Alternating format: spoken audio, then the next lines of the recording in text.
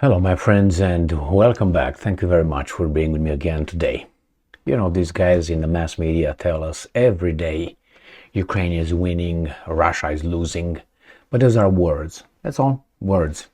I told you there are many ways to look on your own and figure out who's winning and who's losing, even though those are very insignificant changes. Overall, if you look over the front and you really read the Ukrainian media, you're going to find out when they say that, hey, the Russians attacked on 7 directions or 7, locations, areas. And when they mention that, they usually mention, let me show you, usually mention the whole front. So the Russians are in an offensive if you repel them. That's the word they use. Ukrainian forces repelled 20 attacks from 5 fronts, 5 directions, and you figure out that if you repel, that means you push back something.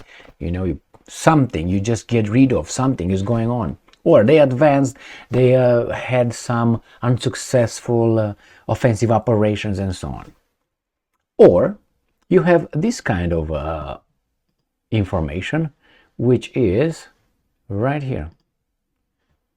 Authorities carry out mandatory evacuation of children from 23 settlements in Kherson Oblast. When authorities evacuate civilians from an area, they expect the other guys to come closer or to hit them harder than usual, right? Or invade them. And you can't defend them. I think that's exactly what's going on here. So you have many ways of figuring things out, who's who and what's what. And I think one way of seeing that is by this mandatory evacuation. So let's read down here. It says Ukrainian authorities decided to carry out mandatory evacuation of 802 children from 23 settlements in Kherson Oblast due to the difficult security situation. Now, they're not going to say because we're losing. Now, where's Kherson? Well, Kherson is right here, my friends, in the bottom right here, in the south. This is Kherson. So, if you remember, the Ukrainians conducted a counteroffensive in this area, in Zaporozhye. Well, it failed. After about, I think it failed in the first 3 days, and they realized it's not going anywhere. And I will tell you why. But Kherson is this right here.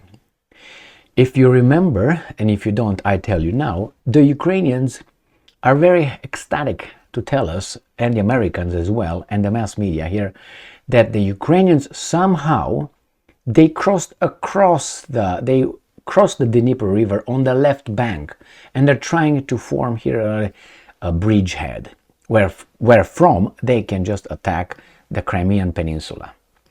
Well, the Ukrainians are evacuating people from this area. Why would you do that if you are pushing the guys back? Does not make any sense unless actually the Russians are pushing you back. Remember, this is what's going on over there. This is the line of contact, let's say on this right here, okay?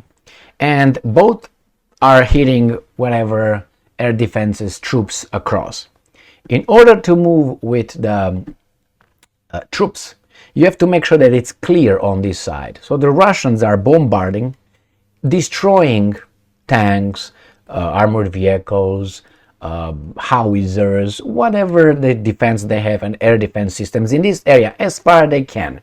It seems like the Ukrainians cannot hit them that far. So after the Russians make clear this portion, let's say, then they're going to move with the troops, boom. And then they move their little things a little bit closer. And again, they start doing the same thing on the same area. After they destroy everything here, the troops move in.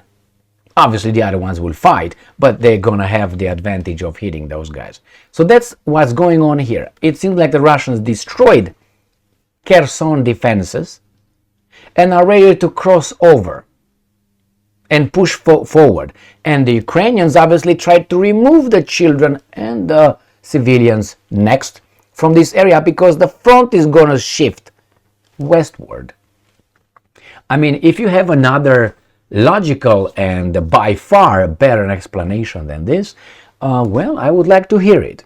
I know you can say, well, we all of a sudden thought that we should just take the children away after what, a year and a half? Now you're thinking? Doesn't make sense. Now, if you're advancing, why do you need to clear things behind you? It's only if you are retreating, you take everything with you. You just study the Second World War, for instance, and you're going to find out when the Soviets were coming. When the Soviets were coming, everyone was going to Germany. And then from Germany, they tried to go to the Western, to the American sector, or the side of the Americans. Why? They want to get in the Soviets' hands. By the way, the Ukrainians were part of the Soviets, okay? And in charge was not a Russian. In charge was a Georgian. So cut the crap. Zhukov, Marshal Zhukov was a Russian. He was a military guy. All right, so we got that, and we're going to go back to this one here. So you see here, probably the Russians are ready to advance here, and therefore these guys are taking people from this area and move them out. Otherwise, I don't know, maybe you find a different kind of explanation. What they told you is the Ukrainians crossed the Dnieper River on the left bank, I told you, and supposedly they're ready to advance. I don't know if that happened, but this one tells me that the whole front is going to move that way. If you take, what, 23 settlements, or how many there were over there? I think it was 23 settlements, were they? 23 settlements, 800 and some children. Well, that tells me that the Russians are going to move westward. I mean, if it tells you that Ukrainians are moving eastward, well, good. I hope you... I hope when you go and you see the red light, that means you should stop, and there's not a sign for you to start driving to the intersection. Okay, and only when you see the green light, then you move. Okay, I hope you understand this kind of things. I'm just kidding, not. Anyway, thank you very much for being with me again today. Stay strong, stay smart, look for the truth, and be just.